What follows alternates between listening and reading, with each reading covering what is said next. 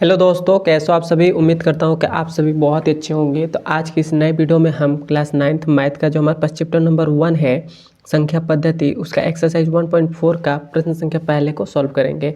उसके बाद अगले नंबर सवाल को सबको सॉल्व करेंगे। तो देखिए हमसे पहला नंबर सवाल क्या कह रहा है।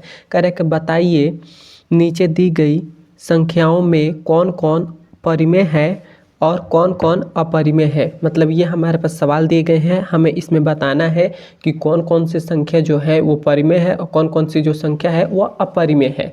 तो सबसे पहले हम आपको देखिए हमारा पहले नंबर को सॉल्व करें। देखिए ये जो हमारे पास क्या है, टू एक क्या है, एक परिमेय संख्या है। हमारे पास क्या है, टू जो है वो क्या है, परिमेय संख्या है, परिमेय संख्या है। और ये देखिए अंडर रूट के अंदर ये जो 5 है ये क्या है। अब 5 जो बस पहले हमें अंडर रूट को छोड़ दीजिए, बस केवल आप 5 को देखिए। 5 क्या है, कौन सी संख्या है, तो यह एक अभाज्य संख्या है, केवल ये अपने आप से कटती है। और जब अभाज्य संख्या के ऊपर अंडर रूट आ जाता है, अभाज्य संख्या अंडर रूट के अंदर आ जाती है, तो वो संख्या क्या कहलाती है, वह संख्या परिमेय संख्या कहलाती है, सॉरी अपरिमेय संख्या कहलाती है। तो अंडर रूट जो 5 है ये हमारे पास क्या है, ये अपरिमेय संख्या है। क्या है, अपरिमेय संख्या है। और जब हम परिमेय और अपरिमेय को घटाएंगे तो हमेशा हमको क्या प्राप्त होगा, अपरिमेय संख्या। क्लियर है। मैं आशा करता हूँ कि आपको ये पहला समझ में आ गया होगा। देखिए दो हमारे पास क्या था, परिमेय था, और अंडर रूट जो 5 है ये अपरिमेय संख्या है। तो परिमेय संख्या और अपरिमेय संख्या को जब घटाएंगे या जोड़ेंगे, कुछ भी करेंगे, तो हमेशा क्या निकलेगा, अपरिमेय संख्या निकलेगा। तो मैं आशा करता हूँ कि आपको पहले का पहला नंबर सवाल समझ में आ गया होगा। अब देखिए अब हमारे पास दूसरा है। तो दूसरा हमारे पास क्या है, 3 प्लस अंडर रूट का 23 और फिर से माइनस का अंडर रूट का 23 है। तो ये देखिए ये तो हमारे पास कट जाएगा, क्योंकि अंडर रूट का 23 से माइनस का अंडर रूट 23 घटाएंगे तो 0 हो जाएगा। तो क्या बचेगा, 3 बचेगा। अब 3 हमारे पास क्या है, 3 एक परिमेय संख्या है। तो यहाँ पर हम लिख देंगे कि परिमेय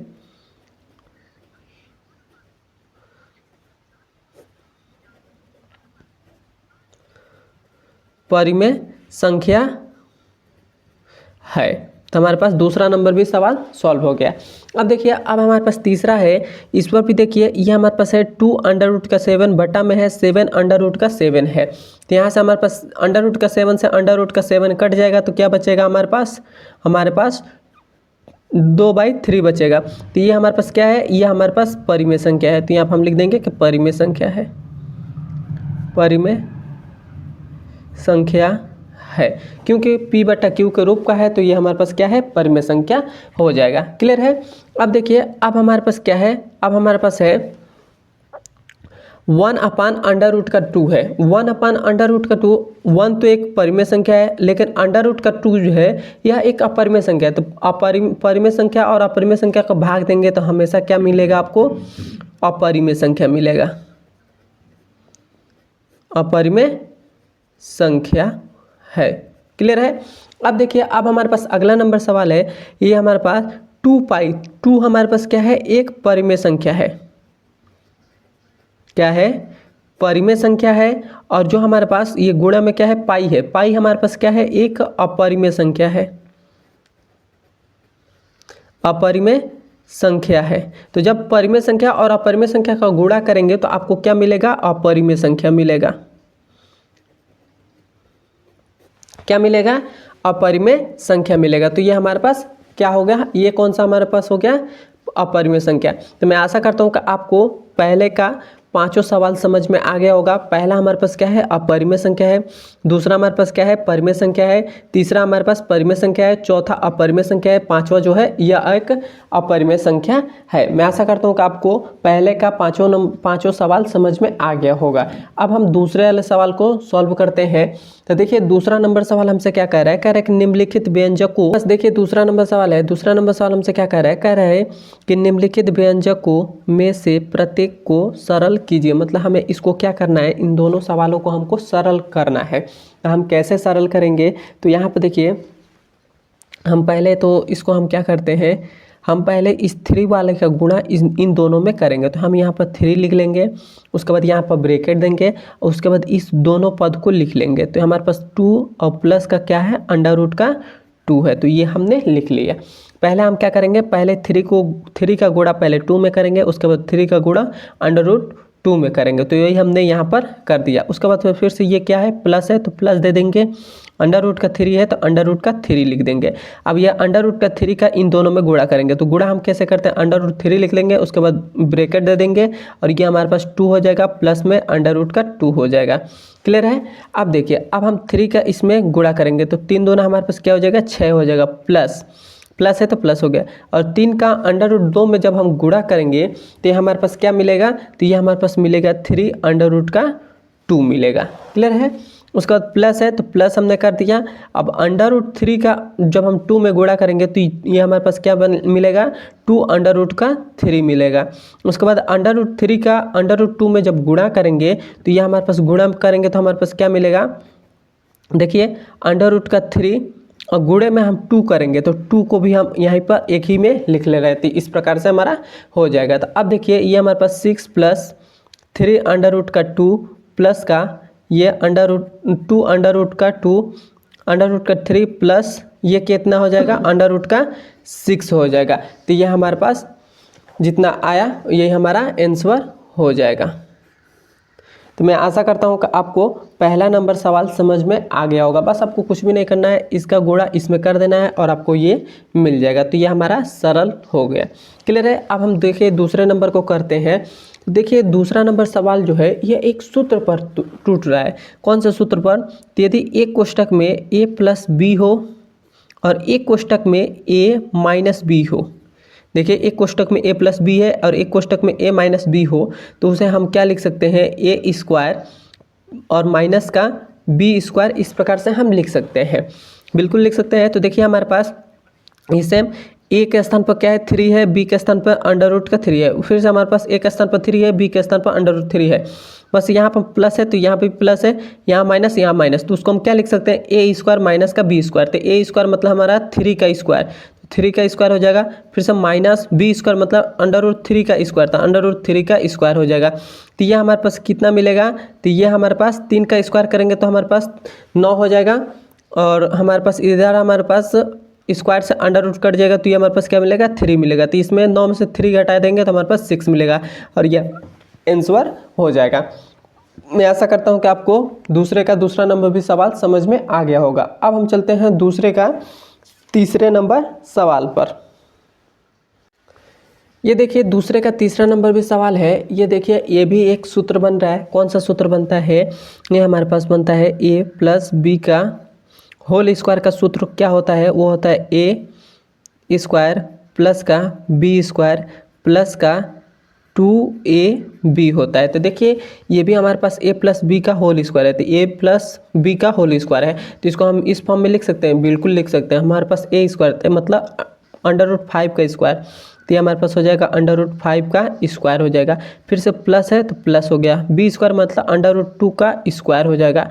उसके बाद फिर से प्लस में 2 तो सूत्र में है और a गुणे b, तो a हमारे पास क्या है, तो a हमारे पास 5 है और गुणे में हमारे पास b क्या है, √2 है, तो √2 हो गया। तो अब देखिए ये स्क्वायर से √ कट जाएगा, स्क्वायर से √ कट जाएगा। तो ये हमारे पास क्या बचेगा, 5 प्लस का ये 2 और फिर से प्लस का ये देखिए 2 है तो 2 और 5 और 2 का जब गुणा करेंगे तो ये हमारे पास कितना हो जाएगा, 10 हो जाएगा। एक ही में √ में लिखा जाएगा। तो ये हमारे पास 5 और 2 कितना होता है, 7 और प्लस में ये क्या है 2 और √ का 10 है।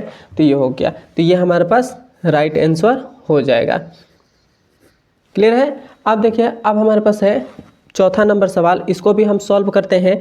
तो देखिए ये पिछले दूसरे नंबर सवाल का जैसा है, इसमें भी एक कोष्टक में a - b है, एक कोष्टक में a + b है।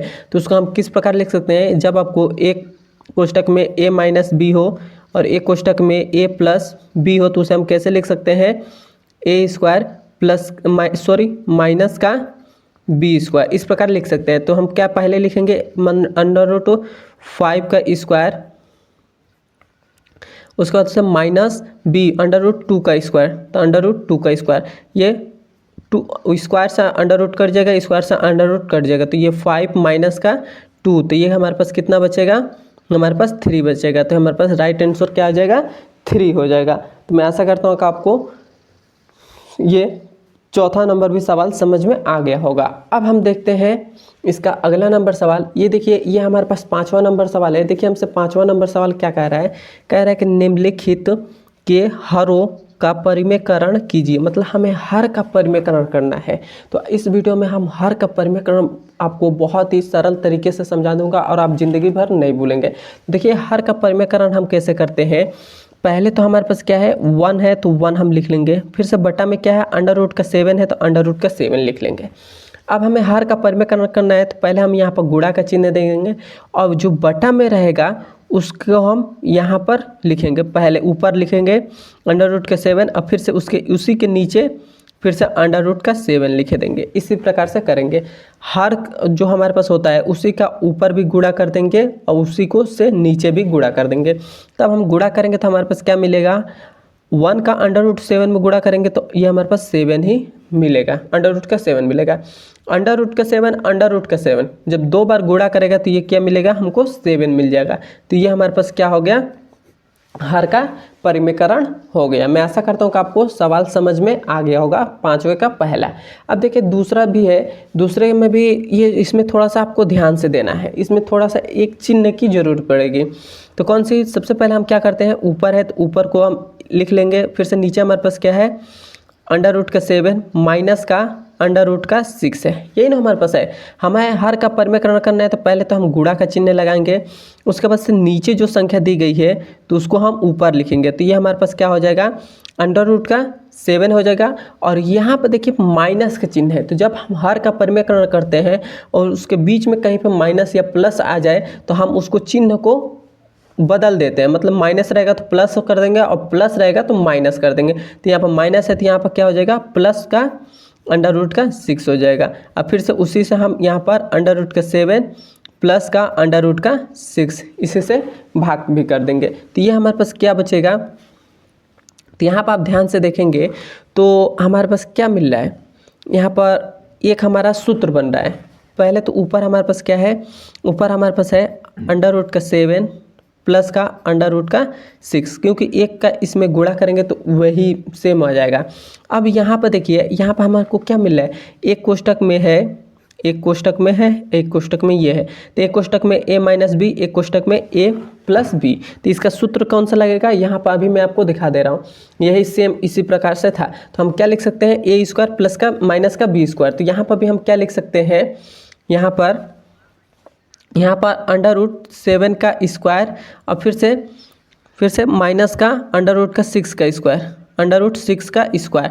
तो ये हमारे पास स्क्वायर से अंडर रूट कट जाएगा, स्क्वायर से अंडर रूट कट जाएगा। तो ये हमारे पास क्या बचेगा, ऊपर तो बचेगा अंडर रूट का 7 प्लस अंडर रूट का 6 और बट नीचे क्या बचेगा, 7 माइनस का 6। तो ये हमारे पास क्या मिलेगा, 7 अंडर रूट का 7 प्लस का अंडर रूट का 6 मिलेगा। ये बटा में एक ये रहेगा। एक आप लिखे या ना लिखे उससे कोई फर्क नहीं पड़ता है। तो आपका इतना हो जाएगा। मैं आशा करता हूँ कि आपको 5वें का दूसरा नंबर भी सवाल समझ में आ गया होगा। अब हम 5वें का तीसरा नंबर सवाल सॉल्व करते हैं।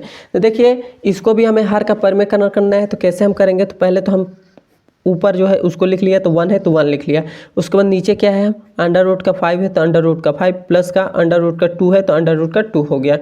उसके बाद गुणा का चिन्ह दे देंगे। उसके बाद इसका हम ऊपर भी गुणा करेंगे और नीचे भी गुणा करेंगे। तो हम यहाँ पर कर देते हैं अंडर रूट का 5, लेकिन यहाँ पर चिन्ह बदल जाएगा। आपको अभी मैंने बताया, यहाँ पर प्लस का चिन्ह है तो क्या हो जाएगा, माइनस का अंडर रूट का 2 हो जाएगा। और ये नीचे क्या हो जाएगा, अंडर रूट का 5 माइनस का अंडर रूट का 2 हो जाएगा। इतना हो गया। तो अब देखिए, अब हम क्या करेंगे, नीचे भी सेम वही सूत्र मिल रहा है। तो ऊपर तो एक का इसमें गुणा करेंगे तो ये वही रहेगा, अंडर रूट का 5 माइनस का अंडर रूट का 2 मिलेगा। और यहाँ पर हमारे पास एक सूत्र बन रहा है, एक कोष्टक में a प्लस बी हो, एक कोष्टक में a माइनस बी हो। तो हम उसको क्या लिख सकते हैं, a स्क्वायर। मतलब पहला a हमारे पास क्या है, अंडर रूट का 5 है तो अंडर रूट का 5 का स्क्वायर हो जाएगा। फिर से माइनस का b स्क्वायर मतलब अंडर रूट 2 का स्क्वायर, अंडर रूट 2 का स्क्वायर कर देंगे। स्क्वायर से अंडर रूट कट जाएगा तो स्क्वायर से अंडर रूट कट गया। तो हमारे पास क्या मिला, तो यहाँ पर हमको मिला अंडर रूट का 5 माइनस का अंडर रूट का 2 और नीचे क्या मिला, 5 माइनस का 2। तो 5 माइनस का 2 तो ये हमारे पास क्या मिला है, हमारे पास मिला है अंडर रूट का 5 माइनस का अंडर रूट का 2 और ये बटा में क्या है 5 में से 2 हटा देंगे तो हमारे पास 3 बचेगा और ये हमारा राइट आंसर हो जाएगा। मैं आशा करता हूँ कि आपको 5वें का तीसरा नंबर सवाल समझ में आ गया होगा। समझ में आया तो एक बार मुझे कमेंट में बताइएगा। आज की इस वीडियो में इतना ही। अब हम कल के वीडियो में फिर से इसी प्रकार से हम एक्सरसाइज 1.5 को हम देखेंगे और मैं उम्मीद करता हूं कि आपको समझ में आया होगा जितना भी सवाल मैंने पढ़ाया है। और समझ में आया तो एक बार मुझे कमेंट में ज़रूर बताइएगा। मेरे चैनल पर नए तो मेरे चैनल को ज़रूर सब्सक्राइब कर दीजिएगा। मिलते हैं इसके अगले नंबर वीडियो में। धन्यवाद।